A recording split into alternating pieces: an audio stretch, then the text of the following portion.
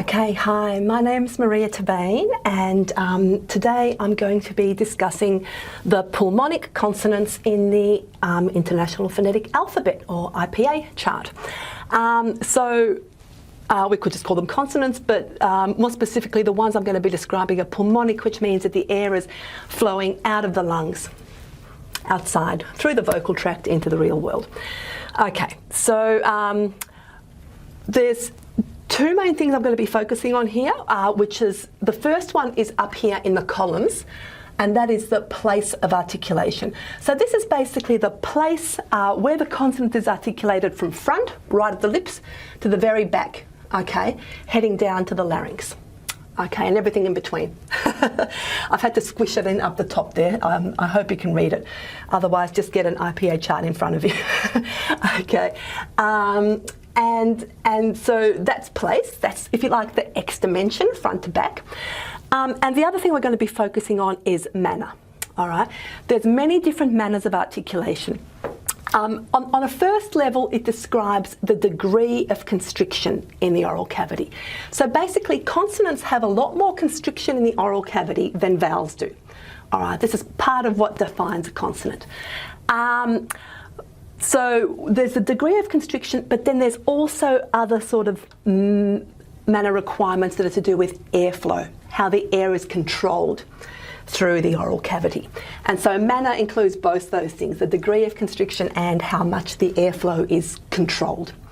Okay, in what ways, how it's, you know, the output is shaped in terms of the airflow. So look, let's launch right into it. And starting with what we call plosive sounds. I've written in brackets there stop, because sometimes they get called stops, or more specifically oral stops. And what that means is that the air is completely blocked off in the oral cavity for a moment. Okay, so you should get used to, I'm going to do this a lot. This is going to be the front of my oral cavity, so around the tooth, and then this is the roof of my mouth curving back like this, all right? So if you have a, like if this is your tooth, and then you've got the, we call this the alveolar ridge, the little centimetre or so or two right behind the tooth, and then it should start to curve upwards for you. Okay, and then you hit what's called the hard palate proper here, and then you hit what's called the soft palate, and then we get to a dangly bit at the end. Oh, I've done that a bit extreme. It's not to scale, sorry. This is a dangly bit at the end called the uvula, okay, which is the little grape-like thing hanging down at the back of the throat that you see in all the old style cartoons of opera singers. Okay, so yeah, that's a bit of a hopeless diagram, I've got to say. Don't like my uvula overly much. Anyway, there it is. Right, so anyway, so the point of I was about to say, with a stop or a plosive, the air is blocked off completely in the oral cavity, okay, for a moment, for, I don't know, 30 milliseconds, let's say. And then that closure is released. Okay, that is a characteristic of a stop. So stop the airflow, and then the plosive, I think that term comes from the fact that when you release it, there's a little bit of a puff of air. Pa, ta, ka.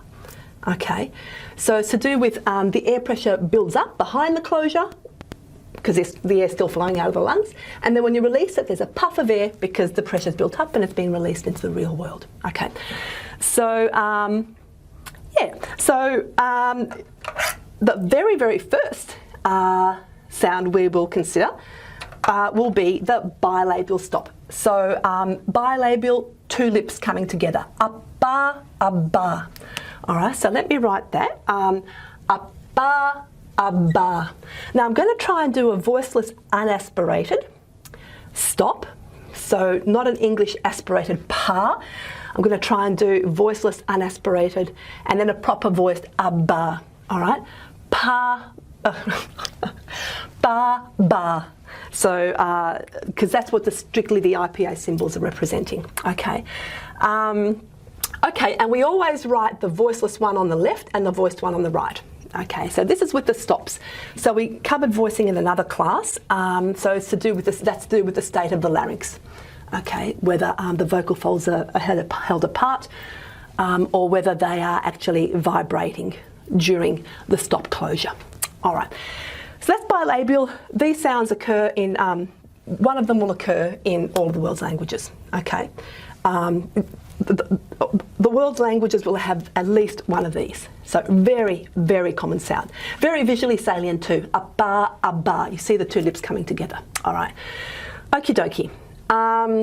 So then we have what's this next place of articulation is called labiodental, lip to teeth. Now, we think we can't make a proper stop, and there's certainly no symbol in the International Phonetic Alphabet for the labiodental stop. And I think that's because so many people have gaps in their teeth or missing teeth that it's hard to get a proper closure. It's not a proper closure, all right? So there's no symbol for a labiodental stop because the air would just be escaping somehow through the gaps in the teeth. So that's not good enough. Okay. Then the next symbols we need to deal with for the stops are typically the IPA chart, International Phonetic Alphabet, groups the dental, alveolar and post-alveolar stops together. So this is dental, this is to do with at the teeth. And then alveolar is the little ridge, just the centimetre or two behind the ridge. And then post-alveolar would be about here, just as we're starting to kink up over here, all right? It's about round about here, okay? Typically just right there, okay? Just as it's starting to kink up. Now, in the proper consonant chart, there's only the symbol for ada, ada, ada, ada, okay? And I should say at this point, I'm just going to be saying them in an vowel context, but as you're practicing the sounds, and clearly these are straightforward sounds so far, but we'll be getting to more complicated sounds, do get into the habit, once you're comfortable with the sound, of saying ata, iti, utu, ata, iti, utu, ada, idi, udu, ada, idi, udu, and then increase the vowels that you do. Adi, ade, ada, ado, odu, udu. You know what I'm saying? So just get used to saying them in different vowel contexts because you'll find that hard. But anyway, that's just a handy hint for later on. So these are proper, just plain alveolars. All right. Now, in the world's languages, yes, these are very, very common sounds. And again, you know, languages will have at least one of these sounds, but there's variation, okay? Some languages, some speakers, it might be heading a bit more towards dental, okay? And sometimes people say denti-alveolar, meaning it doesn't really matter if it's alveolar or dental or it's something in between, or some speakers do this and the others do the other one. And so what I like to teach is for the alveolars, I like to teach apico-alveolar. Now what that means, I'll just write that up here and then I'll write it out. I'll rub it out. Oh no, you can't see that. Hang on. I'm just going to write. Now what apical means is it comes from the Latin word for tip, apex. Apical. So I like to try and teach alveolars that are made just with the tip of the tongue, literally the first centimetre or so of the tongue, literally. Tiny weeny bit of the tongue. Ata, ada, ata, ada, ata, ada. Okay. Now, there is a way of writing dentals, and I do like to teach these sounds because, partly because they're very common in the Australian Aboriginal languages. The contrast between dental and alveolar is in the Australian Aboriginal languages, partly because it's good to start hearing dental contrasts. So what you do is you write a little bridge underneath the plain alveolar symbols, okay?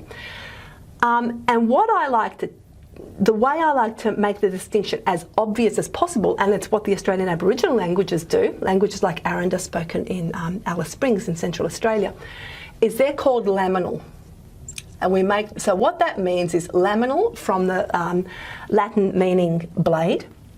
And in that case, we're dealing not just with the very tip of the tongue, but also the centimetre or so behind that. That's called the blade. So you can't really separate the tip from the blade very easily. So basically, if you're using the blade, you're also using the tip, more or less. Okay, so you've got a couple of centimetres of contact in that case, rather than just a teeny weeny centimetre or so in the case of the apical. So I like to do what's called an apical alveolar, ata, ada, and then what's called a laminal dental, which means that you push the blade of the tongue onto the teeth, forward. Ata, ada, okay? Ata, ada. Now, to me, the dental sound, I call it softer than the plain alveolars. Ata, ada, ata, ada. Ata, ada, ata, ada. Okay? Some people say to me it sounds baby. To native English speakers, it might sound like the fricative th, ata, ada. Okay, but to me, that's the most obvious distinction to be able to hear the difference between dentals and alveolars. Okay, make sure that the dental is laminal, make sure that the alveolar is apical, because it starts getting really hard to distinguish an apical alveolar from an apical dental. I wouldn't want to be asked to do that. Very unreliable to, hear the difference. You really need to be resorting to instrumental investigation, so measuring the contact between the tongue and the teeth physically, tongue and the roof of the mouth physically, to determine whether it was alveolar or dental if there's an apical place of articulation. If it was using just the tip of the tongue, just an apical articulation. So the reason for that is speakers differ so much in their morphology. And in fact, some of you would have, when I said that there's a kink here, a clear kink, as you go past the alveolar ridge and move up into the palatal region, the hard palate, there'll be a certain proportion of people, in my experience is about 1 in 20, I haven't done any official surveys, dentists might know, that won't have a distinct kink. Instead, they'll just have a more even, just a more gradual rise up to the palatal region. There's no distinct kink, all right? So speakers do differ in their morphology. So the best way, in my opinion, to hear the difference between dental and alveolar is to make sure that you use the tip blade complex for the dental, so a larger chunk of the tongue at the front, and purely the tip for the alveolar. Okay, so alveolar is about here, and dental we're definitely onto the teeth. Okay, so yeah, okay. Now, I need to talk about another problem with the IPA chart. And this is as we move over here into post-alveolar and retroflex. This is, yep. Let's talk about it. Okay, so post-alveolar is, as I was saying, it's about here, right behind the alveolar ridge, and as we're starting to move up into the palatal region, okay. So it's about here. It's not far behind the alveolar ridge. Yeah, it's just right behind there. Now, for post-alveolar, again, if we really want to specify that an articulation is post-alveolar, we can use diacritics. We can use what's called the retracted diacritic, which is just a line underneath, okay? And that just shows to, instead of being bang on the alveolar ridge, pull it back. That's what the retracted diacritic does. It just says, pull it back a little bit. All right, instead of being bang on the alveolar ridge, just pull it back a little bit, all right, not much. And that would sound something like ada, ada, ada, ada, ada, da, da, okay. It's a very Indian type of sound. Indian languages would use these a lot. That is typically what people think of when they hear those sounds, okay. It's a good way to learn how to produce them, is if you can just imagine an Indian accent, if you're not an Indian English speaker yourself to begin with, and then you can just get to that, all right. However, we also have this place of articulation called retroflex. Now, retroflex is strictly speaking, well, not strictly speaking, it is just not, full stop, not a place of articulation along the roof of the oral cavity. Okay, it's just not. What it refers to is the manner in which, not the manner, I don't want to say the manner, it refers to the shape of the tongue, all right? And it's actually referring to the retroflexion of the tongue tip. So instead of the tongue tip just going up and down like this, it's sort of, the tip of it curls back. Arda, arda. And with the way it's written is like this. Arda, arda. Arda, arda. Okay, so the tongue tip is gone right back. Arda, arda. So it goes underneath, yeah. And that's how you write those. Now, I would not want to be asked to reliably differentiate a retroflex from a postalveolar, okay, in terms of auditory impression. And so it is a little bit of a problem, okay. If you're going to be really strict, you could say something like, to me, this one sounds darker and much more, you know, stereotypically Indian language type sounding, arda, arda, okay. And then this one is more arda, arda, arda, arda. I'm really just trying to play around with the shape of my tongue, whether they're both postalveolar. This one's probably a little bit further back, heading towards palatal, the hard palate up here, okay. But it doesn't have to be that far back. And this one can be far back as well. Arda, arda. Oh, no, I'm not even sure what I'm doing now. I've lost it. So I just want you to be aware of this little bit of ambiguity there on the chart, okay? And what's possible and what people tend to do. Either way, you're not likely to use the whole tip blade complex for these sounds. You're likely to be using just a small part of the tongue, the very tip, okay? But in the case of retroflex, you're sort of getting to underneath the tip of the tongue even, you're curling it back. So that's what that's referring to. So it's not actually a place, it's more describing the tongue shape, all right? So, yeah, they're quite distinctive sounds. If you have trouble producing them, and you're not an Indian English speaker yourself and you don't know what Indian English speakers sound like, the way to approach it is just to put an English r type sound in front of it. So English r in front of it, t. So arda, arta, arta, okay, or arda, arda, okay, and that tends to get you into the right position to produce the stop with that real retroflex quality. I think of it as a very dark quality compared to, say, an alveolar ata, ada, arta, ada, ata, ada, ata, ada. Okay, so I think of it as being very dark sounding. So yeah, okie dokie. Let's plow on. Okay, now we've got some more difficult sounds to do. Palatals. Okay, I'm going to say these. I'm going to write these sounds and then I'm going to say them. Ajja, ajja. Ajja, let us see. Ajja. A J without a dot but with a line through it. Ajja, ajja. Now, these sounds I think of as being a little bit like t plus y. Ajja, ajja. Ajja, ajja, a little bit like that. I have many students tell me who are native speakers of English, they hear it as akya. So it's not that. It's not akya. It's more akya. And how do you get to produce that sound? Okay, it's a couple of ways you can get to those sounds. All right. So anyway, I should just say it's really, some people will say that this is like a fronted velar. So instead of being produced on the soft palate, it comes a little bit more forward, akya, akya. That's not the kind of palatal sound I think of. So not this, more this, okay, akya.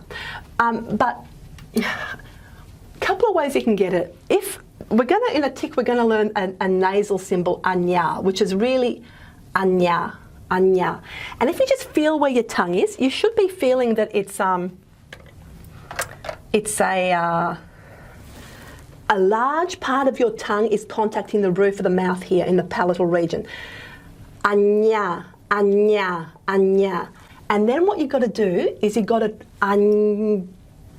stop the airflow through the nose, anja, ja, and then make that into a proper stop rather than it being nasal. So just really feeling where that place is and the large amount of contact all along this hard palate region. Anya, anya, aja, aja.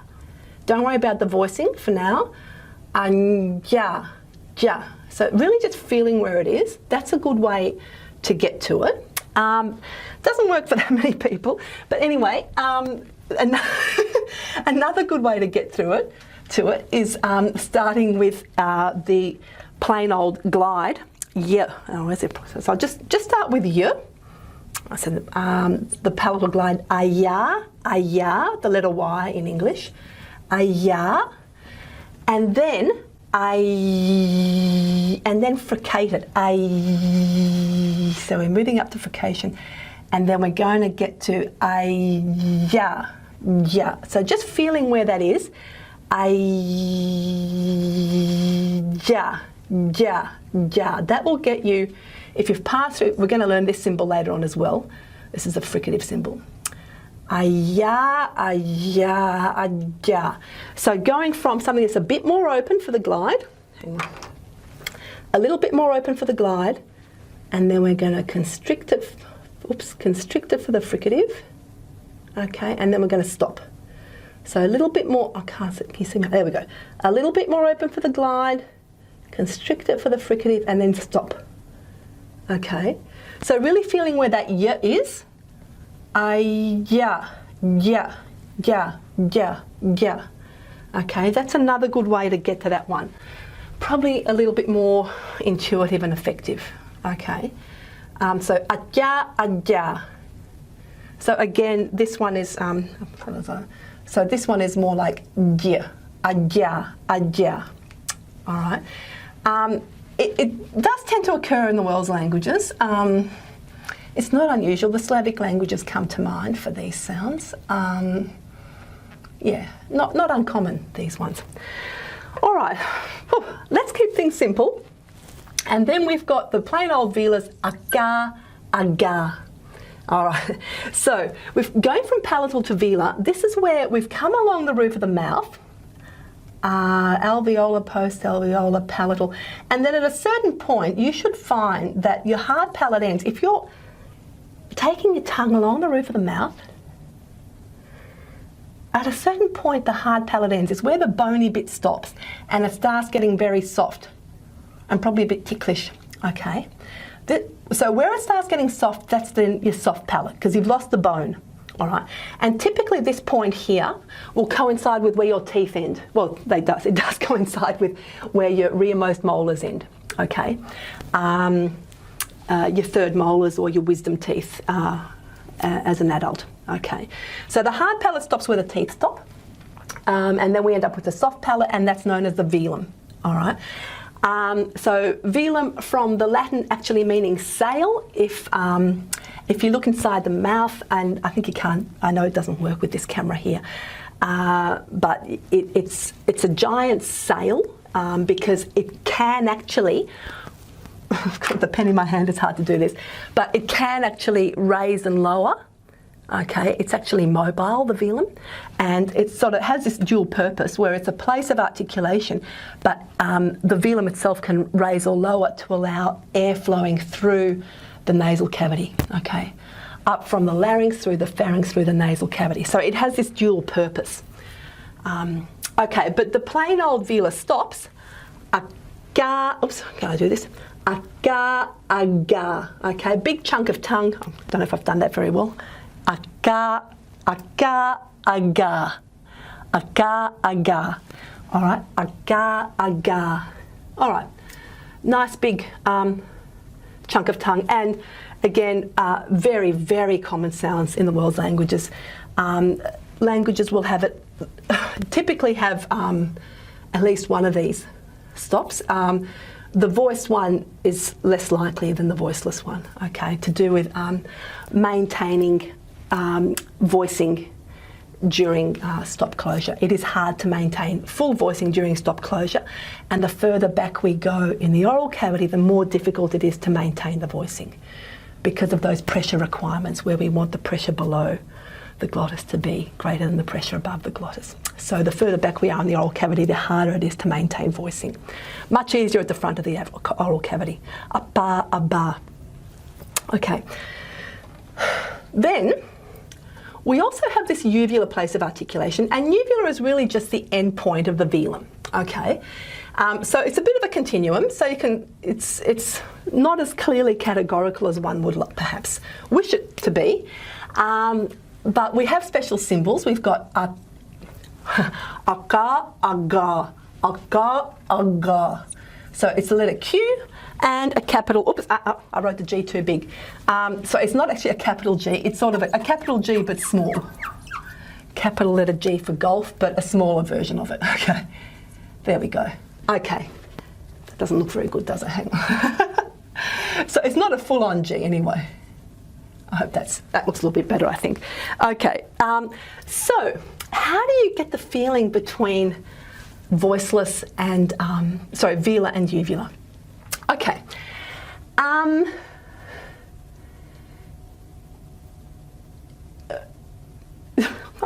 know what I want to say, and it's just the words aren't coming out. Put your tongue forward for velar, and back for uvular. Sorry.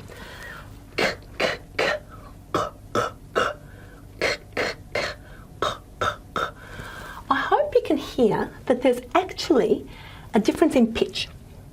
So in his classic textbook, Practical Introduction to Phonetics, J.C. Catford talks about, this one being about an octave higher in pitch than this one. Okay, I don't know if it's an octave, but it's noticeably higher in pitch. There's that puff of air when you release the stop closure. That's a good way to feel that you're getting the right contrast. Okay. Another way is with just listening to the vowel afterwards. If you need to perceive it, if I say ka, ka, ga, ga, and then ga, ga, ga, ga, can you hear that the vowel quality has changed? For this one, if I'm trying to do a central vowel, ka, and then here, it will typically turn into what's more of a back vowel, We'll cover vowels in another class, but I'm sure you can hear that difference between and ka, ga. So that's another really handy thing to listen out for when it comes to these sounds. All right, so the difference in pitch, ka, ka, ka, ka. And then also the difference in vowel, ka, ka, ga, ka. Okay, not many languages, very few in fact, very few would contrast velar from uvular. Okay, it's not common. So typically, a language its speakers will tend to choose something that's more velar or more uvular. And in the Aboriginal languages of Australia, it seems that what's written as a velar is probably a bit more uvular, okay? Whereas in English, the velar is definitely more velar and probably heading towards palatal sometimes, okay? So, yeah, alrighty. And we don't actually have symbols for pharyngeal stops, okay? It's considered, the pharyngeal region is right down here at the back of the throat. So this is my back of the throat here, and then this is the larynx down here, okay? This is the pharyngeal region. And it's really thought that it's just too hard to produce a proper stop in the pharyngeal region, okay? So we don't actually have a symbol for the pharyngeal stop because we think it's just too hard to get that tongue root back and reliably, consistently produce a stop closure there into the back of the throat, okay? Instead, what we have is a special symbol for the glottal stop, okay, which we did cover in the class on voicing. Now, really, this isn't what's called is not what is called a supralaryngeal articulation. So everything else here has been what's called supralaryngeal, above the larynx, okay. They're proper consonants, all right. And really, I'm probably a little bit more comfortable just putting a dot down along here and just separating off the glottals away from the rest of the chart. So this is a symbol for a glottal stop, meaning we've got full glottal closure, okay? No air flowing through the larynx. The vocal folds are closed, that's it. It is a voiceless sound, and it is not possible to have a voiced glottal stop because you can't have closure at the larynx and have the vocal folds vibrating at the same time. It doesn't make sense. They can't be closed and opening and closing at the same time. There's probably some physics there that, you know, it's probably going to be too spun out if those two states were possible at the same time. In my world, they're not. So there's no symbol that we can't do a voiced glottal at all. So that's a symbol for a glottal stop, all right? So that's it for the plosives, all right? And we're going to come back next and do the nasals that correspond, all right?